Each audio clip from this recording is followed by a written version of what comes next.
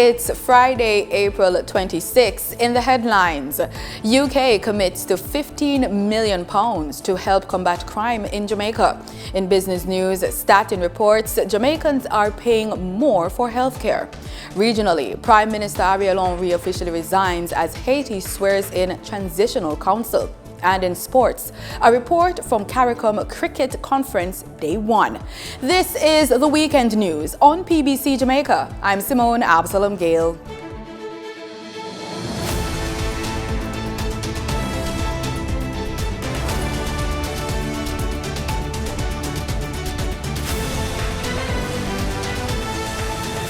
The government of the United Kingdom has committed £15 million to the partnership over the next 6 years to support the government of Jamaica's efforts to reduce violent crime. A memorandum of understanding was signed to formalize what is being dubbed the UK-Jamaica Violence Prevention Partnership this week. We have more in this report. The partnership will promote an integrated, evidence-based, and multi-sectoral response to address the root causes of violence in a number of schools and targeted communities. The program will be implemented within the framework of the GOJ's Citizen Security Plan and will target 7 vulnerable communities. The program was announced by former UK Foreign Secretary James Cleverly when he visited Jamaica in May 2023. According to the UK's High Commissioner to Jamaica, Her Excellency Judith Slater, the delay in formal signing was due to background work being done by both countries. The fact that we're here this morning is possible due to the intensive collaboration of our teams in the Ministry of National Security, obviously, but also the Ministry of Education and the Planning Institute of Jamaica. And I would like to pay tribute to my own team, to Sharon Webber, and to Oliver Blake, who have put in long hours to get us to where we are today. So I'm very appreciative of them and their counterparts, obviously, here as well. She notes one of the program's objectives, which is to strengthen government systems and address the root causes of violent crimes in vulnerable groups. And as we know, sustained change will only be possible with time and with government right at the forefront of this work. And then as the other less sexy but also important is this focus on data and evidence and our support to the PIOJ seeking to strengthen the data capacity to manage and promote the cross-government sharing. The MOU also supports inter-school strategies. We know that schools are a really effective gateway to reaching key stakeholders, not just students but teachers and parents and communities to help address violence. And we're seeking to strengthen these foundational learnings and will be able, therefore, not only to focus on literacy and numeracy, but also socio-emotional skills to enable youth to reap the full rewards from their time at school. Minister of State in the Ministry of National Security, Judith Cuthbert-Flynn, says the signing shows the government's commitment to tackling the root causes of violent crimes. She notes the funding will cover the program's planned execution over the next 6 years. And over the next 2 fiscal years, we will benefit from approximately £2,500,000. This investment will not merely support the addressing the symptoms, but also, importantly, it will address the underlying factors that perpetuate violence in our society. The Violence Prevention Partnership will build on previous social intervention and crime prevention support provided by the UK, including the Citizen Security and Justice Program, jointly funded with the Inter-American Development Bank and the Government of Canada from 2014 to 2020. Prime Minister Andrew Holness and Minister of National Security Dr. Horace Chang defended the government's strategies and plans to combat crime and violence in the country during Tuesday's sitting of the House of Representatives. Mr. Holness noted several measures taken, including the passage of legislation that will increase the penalty for murder, while Dr. Chang challenged the change in approach to social interventions to address the root causes of violence and conflict resolution. The issues were discussed as members reflected on a report from a joint select committee on Criminal Justice Administration Amendment Act 2023 and the Offence Against the Persons Act 2023, as well as the Child Care and Protection Amendment Act 2023. Among the proposed amendments is one where majority of the committee members recommended life sentences for children aged 14 to 17 years who commit capital murder, but also proposed that where a fixed term is imposed by a judge, the young offenders should serve a minimum of 20 years before parole. Member of Parliament for St. Andrew South Eastern, Julian Robinson, questioned the strength of the legislations, arguing that they do not address the root causes of violent crimes. I believe what we are trying to do is to give the impression that we are tough on crime without dealing with the causes of crime. And in particular, for those persons who are 18 and under who commit violent crimes. He also questioned the use of funds in anti-violence programs. Minister of National Security, Dr. Horace Chang, in his response, said the issue of dealing with the root cause of crime is something that the Jamaica Labour Party government is committed to.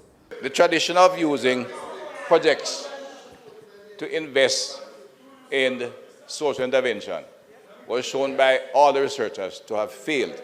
Not only a huge volume of over 300 million spent, and in some small alleged NGOs, because the government funded them, PMI and a number of others, which are small offices, couldn't serve the community.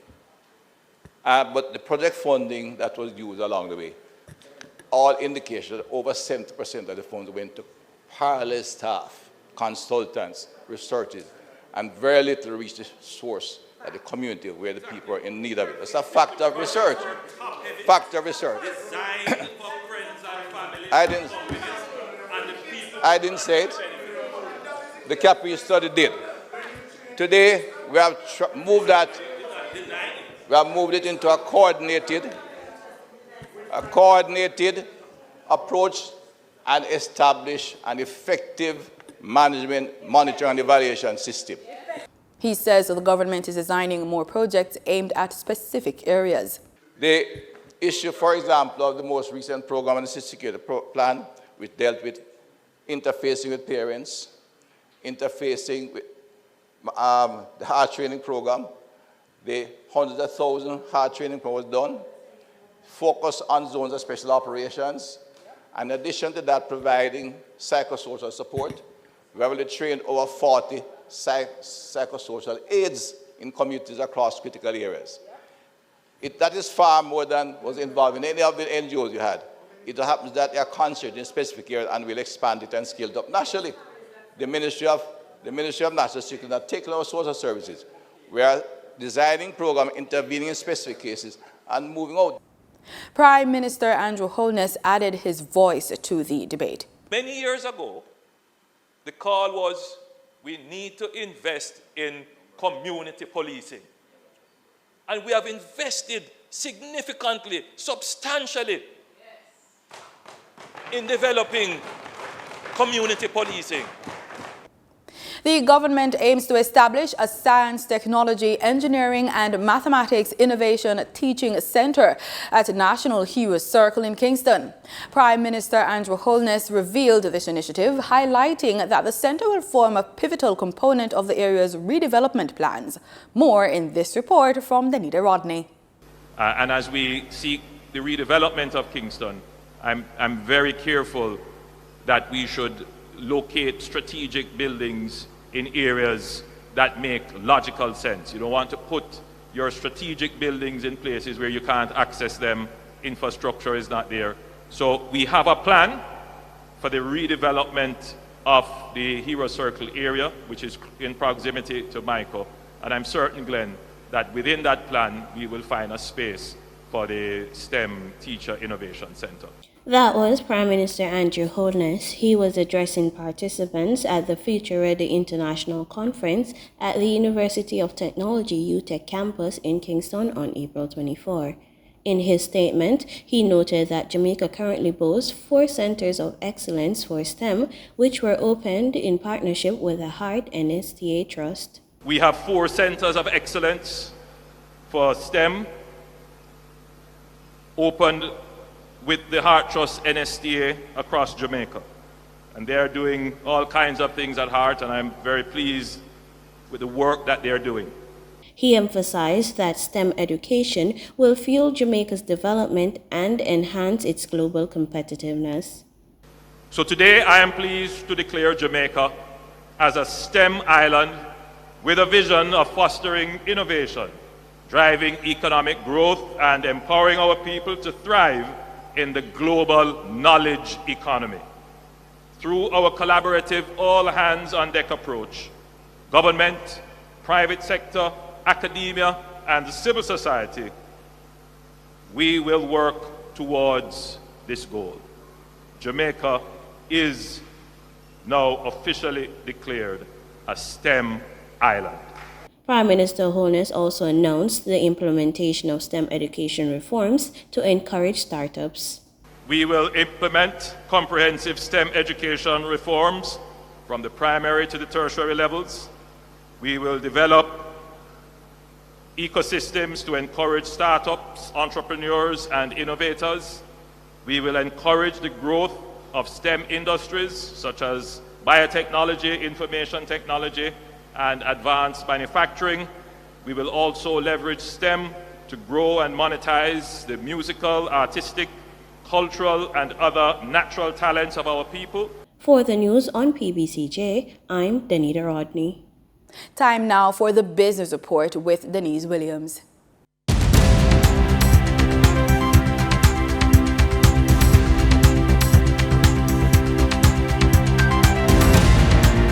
Good day, everyone, and thank you for joining us on the Business Report. I'm Denise Williams, your guide to the latest happenings in the world of business. 1 in every 5 Jamaicans surveyed believe that their job is under threat from technology. This comes from the latest Consumer Confidence Survey, showed there was a combined 7% increase in Jamaicans who felt their jobs were probably likely to be replaced and strongly likely to be replaced. This is something that needs to be noted going forward because there's a sense of urgency in terms of moving towards a greater appreciation of artificial intelligence and implications for job security, said the Executive Chairman of Market Research Services, Don Anderson, who presented the findings. 40% of the employed respondents were of the view that it was strongly unlikely that their jobs would be replaced by technology. This represents a 10% decline from the last quarter, suggesting reduced confidence for some Jamaicans in job security due to technological advancement, including artificial intelligence. Jamaicans are paying more for healthcare. The Statistical Institute of Jamaica, Statin, says annual inflation in the health division was 4.2% for the year to March. Looking at the month of March alone, there was a 0.5% increase in the cost of health and health-related services. The movement was primarily fueled by a 0.4% rise in the average cost of medicines and health products. Other key components contributing to the uptick include a 1.2% hike in outpatient care services and a 0.6% increase in other health services. During trading on April 25, 2024, the top 3 advancing stocks covered the energy, media, and distribution sectors on the Jamaica Stock Exchange. MPC Caribbean Clean Energy Limited, JMD shares advanced by 12.35% for a $10 price jump to close at $91 with 150 shares traded.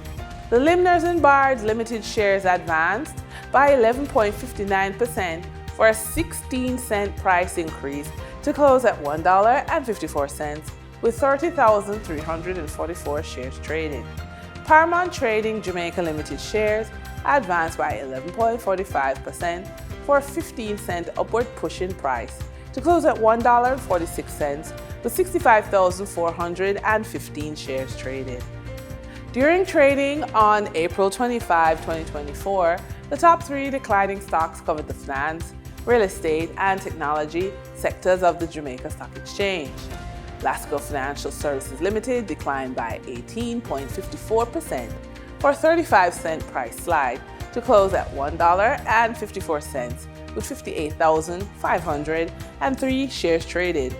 Stanley Motor Limited declined by 11.42% for a 69-cent downward price movement to close at $5.35 with 31,985 shares traded. Productive Business Solutions, 10.5% shares, declined by 8.75% for $105.36, drop in price to close at $1,094.64 with 600 shares traded. Over on the Twin Island Republic of Trinidad and Tobago Stock Exchange, trading on April 25, 2024, registered a volume of 1,416,793 shares, crossing the floor of the exchange valued at $10,592,180 Trinidad and Tobago dollars and 90 cents. Massey Holdings Limited was the volume leader with 629,985 shares, changing hands for a value of $2,740,434 Trinidad and Tobago dollars and 31 cents, followed by NCB Financial Group Limited with a volume of 505,000 shares being traded for $1,515,000 Trinidad and Tobago dollars. Moving from the money moves of investors, executives, and companies, we turn to the Forex market. On April 25, 2024, the Bank of Jamaica reported that US $52.9 million was bought from Forex traders, while US $44.7 million was sold to Forex traders. Buying directly from the Bank of Jamaica, foreign currency traders sold the US dollar for $156.97 and bought the US dollar for $155.43.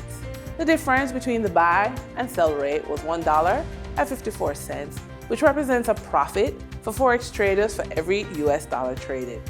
Canadian Forex traders earned a trading profit of 40 cents from transactions with the Bank of Jamaica. The Canadian dollar was sold at $114.63 and bought for $114.23.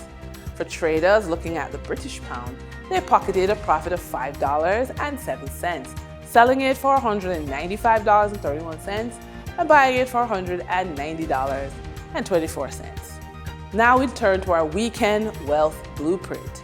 This weekend, consider creating a wealth blueprint to improve your current standard of living. To build wealth, you need the following: multiple streams of income, at least one passive income source, a portfolio of diversified financial assets, a network of others who are also building wealth, a consistent habit of taking risk, a basic financial education, and you need to run a business or own a part of someone else's. In crafting your weekend wealth building strategy, remember that each element contributes to a holistic approach. Combine strategies and match to your current skills and preferences to create a personalized blueprint that is geared to your goals and ambitions. And with that, we wrap up today's business report. I'm Denise Williams. Appreciate your company. Stay well informed, stay ahead of the curve. Until our next update, take care. In regional news, Haiti has sworn in a transitional governing council after months of gang violence. Consequently, Prime Minister Ariel Henry has resigned. A formal ceremony was held at the Prime Minister's office rather than the presidential palace, as police failed to gain control of the area around the compound. Al Jazeera's Manuel Rapallo reports. In Haiti's capital, Port-au-Prince, a ceremony to swear in a new transitional presidential council was interrupted by the sounds of heavy gunfire on Thursday.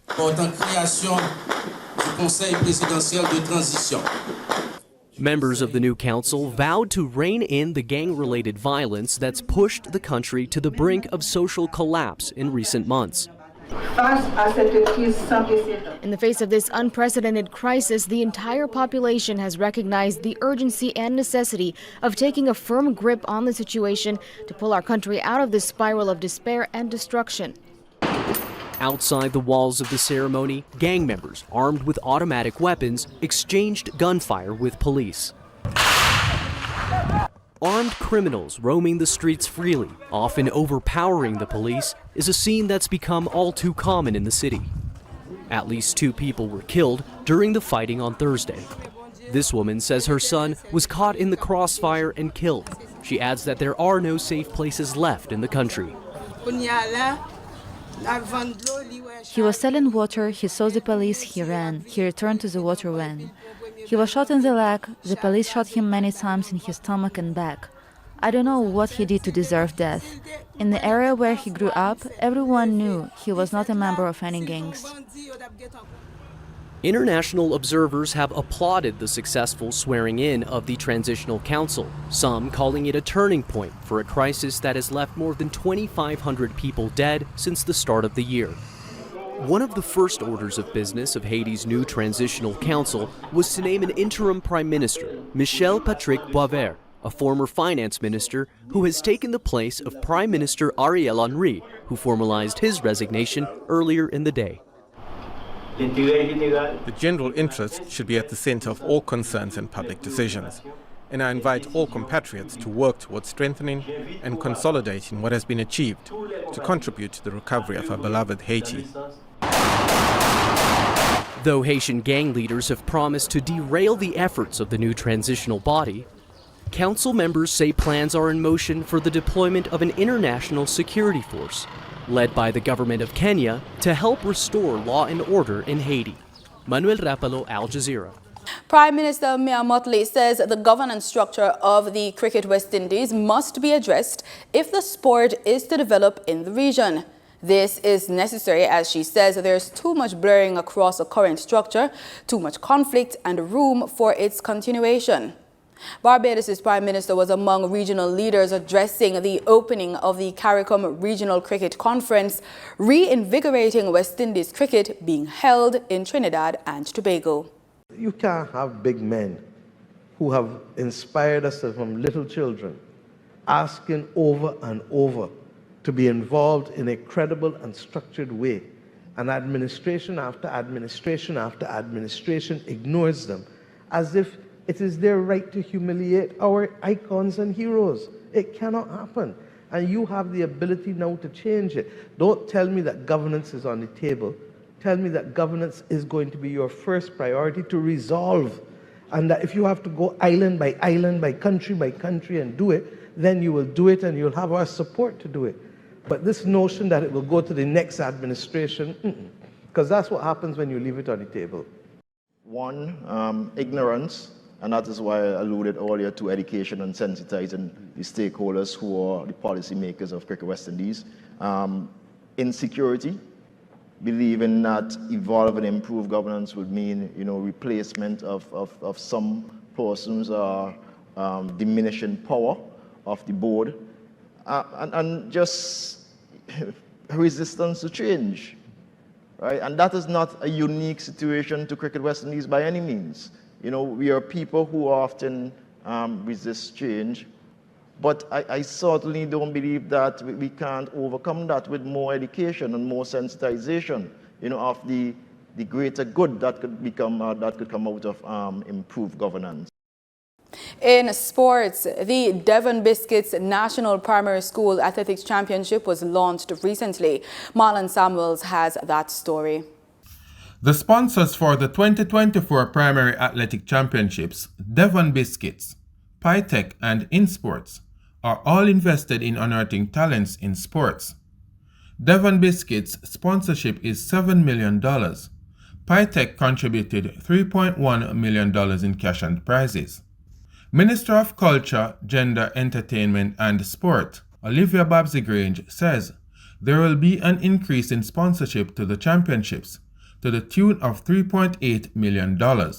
She also noted that it is important to encourage youths as they are the future of Jamaica. I noticed where the schools that place 4th to 10th will collect $75,000 each, but you are now going to be given $100,000 each for placing. And of course, the newly crowned national champions will collect $600,000 instead of $500,000, with $350,000 going to the second place and $300,000 for the third place.